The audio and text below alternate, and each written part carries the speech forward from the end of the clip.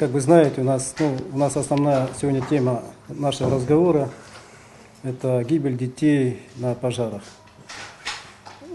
Как вы знаете или слышали, читали, значит, у нас с начала года уже погибло 9 детей.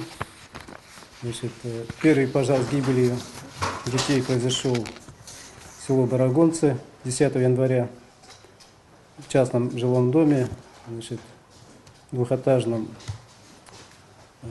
Произошел пожар, и по итогам пожара, значит, на месте пожара было обнаружено тело одного ребенка. Получили травмы отец семейства и 2 детей. Потом они все в больнице скончались.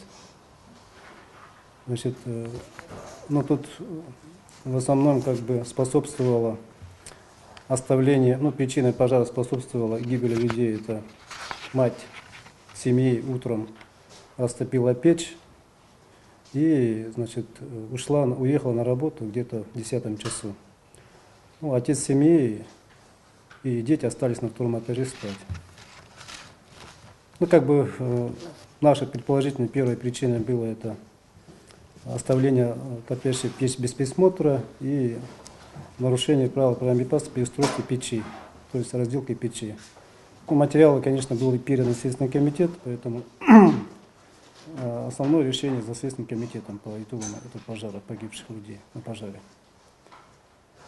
И потом у нас второй пожар групповой гибели людей произошел в Верхоянском районе, село Хайгардах, 14 апреля, где одинокая мать воспитывала 6 детей. Значит, самая старшая дочь жила отдельно, была замужем. Жили они в частном доме на 6/8, или 7/8, печным отоплением. Значит, как информация есть о том, что мать семьи, значит, вылечилась в 2014 году от алкоголизма. В целом, одна воспитывала 4 детей. Накануне пожара, значит, утром, пожар произошел где-то в 7 часу. Значит, в момент пожара по информации, по сведениям, находилась во дворе, значит, колола дрова, по показаниям. Значит, накануне привезли дрова, значит, привезли, по-моему, я так понял, родственник или брат, женщина, матери семьи.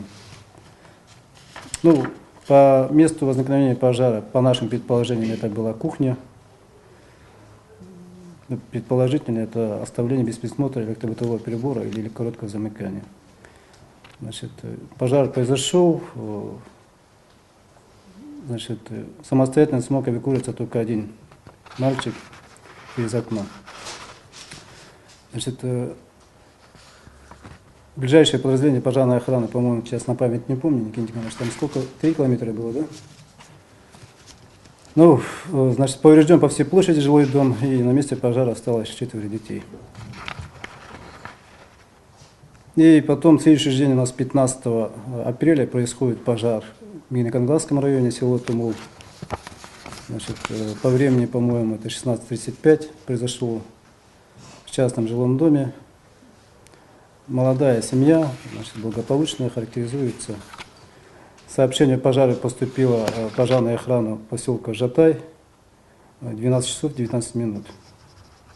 По прибытии на месте пожара, значит, это улица Строда, 4, значит, 50-я квартира, 5-этажный жилой дом каменный, двухподъездный. Детей, близнецы или двойняшки 2011 года, они находились тоже в спальне.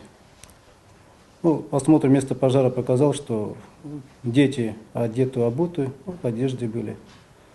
Значит, мать тоже в одежде. По показаниям соседей с нижнего этажа, этаже, значит, они слышали, что дети бегали, играли. Значит, место пожара, очаг пожара, по нашим версиям, находилось в дальней комнате за шкафом. Как гостиная комната, там не проживали практически, там были вещи.